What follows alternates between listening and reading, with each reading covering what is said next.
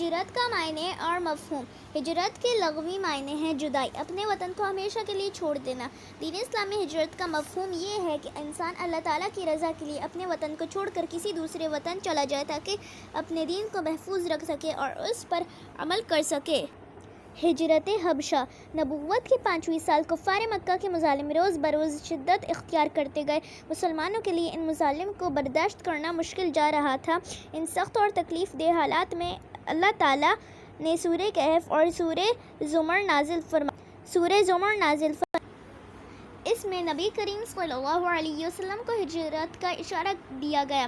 چنانچہ نبی کریم صلی اللہ علیہ وسلم نے مسلمانوں کو ملک حبشہ کی طرف ہجرت کرنے کا حکم دیا۔ حبشہ کا بادشاہ نجاشی عادل اور رحم دل انسان تھا۔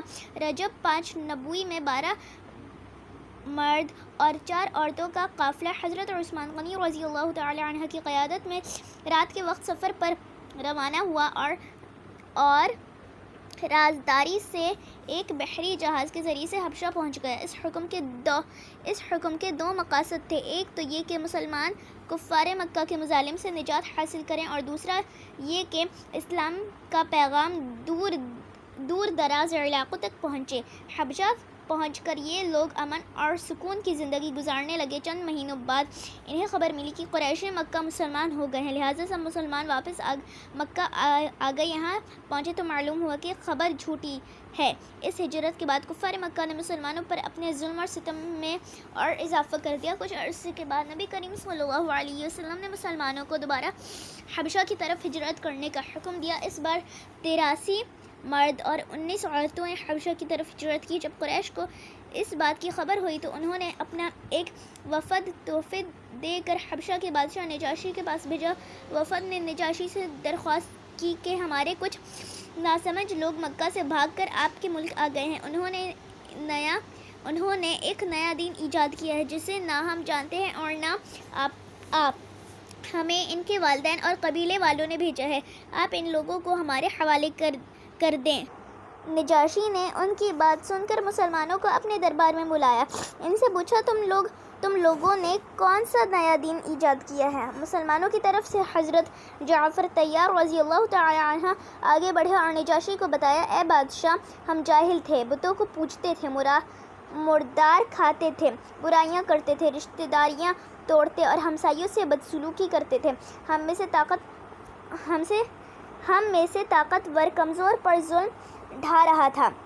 ہم اسی حالت میں تھے کہ اللہ تعالی نے ہم میں ایک رسول بھیجا جس کے اعلیٰ اخلاق، سچائی، امانت اور پاک دامنی کو ہم پہلے سے جانتے تھے۔ اس نے ہمیں اللہ کے سچے دین کی طرف بلایا، بت پرستی اور شرک سے منع کیا، نماز، روزہ اور زکوٰۃ کا حکم دیا، پاک دامنی اور صلہ رحمی کی تعلیم دی۔ ہم نے شرک اور بت پرستی چھوڑ دی اور اس پر ایمان لے آئے۔ ہم نے تمام برے اعمال چھوڑ دیے۔ اس وجہ سے ہماری قوم ہم سے ناراض ہو گئی۔ اس نے ہم پر ظلم اور ستم ڈھائے اور ہمیں ہمارے دین سے پھرنے کے لیے سزائیں دی۔ ہم نے ان کے ظلم اور ستم سے تنگ آ کر آپ کے ملک کا رخ کیا تاکہ ہم امن سے رہ سکیں۔ ہمیں امید ہے کہ آپ کے ملک میں ہم پر ظلم نہیں کیا جائے گا۔ نجاشی یہ سن کر بولا، تمہارے نبی اللہ کا جو کلام لائے ہیں اس میں سے کچھ سنا۔ حضرت جعفر طیار رضی اللہ تعالی عنہ نے سورۃ مریم کی چند آیات پڑھ کر سنائی۔ نجاشی پر ان کا بہت اثر ہوا، اس کی آنکھوں سے آنسو جاری ہو گئے اور بولا، خدا کی قسم، یہ کلام اور انجیل دونوں ایک ہی چراغ کے نور ہیں۔ یہ کہہ کر اس نے قریش کے لوگوں سے صاف کہہ دیا کہ میں مسلمانوں کو آپ کے حوالے نہیں کروں گا۔ یہ سن کر قریش کے سفیر خاموش ہو گئے، مگر اگلے ہی دن پھر دربار میں پہنچ گئے۔ انہوں نے نجاشی سے کہا کہ مسلمان حضرت عیسیٰ علیہ السلام اور حضرت مریم علیہ السلام کے بارے میں غلط عقیدہ رکھتے ہیں۔ نجاشی نے مسلمانوں کو دوبارہ اپنے دربار میں بلایا، ان سے پوچھا کہ وہ حضرت عیسیٰ علیہ السلام اور حضرت مریم علیہ السلام کے بارے میں کیا کہتے ہیں؟ حضرت جعفر طیار رضی اللہ تعالی عنہ نے کہا، حضرت عیسیٰ علیہ السلام اللہ کے بندے، اس کے رسول اور روح اللہ ہیں۔ ان کی والدہ حضرت مریم علیہ السلام ایک پاک دامن اور نیک خاتون تھی۔ اس پر نجاشی نے زمین سے ایک تنکا اٹھایا اور کہا، خدا کی قسم، جو کچھ تم نے کہا ہے، حضرت عیسیٰ علیہ السلام اس تنکے کے برابر بھی اس سے بڑھ کر نہ تھے۔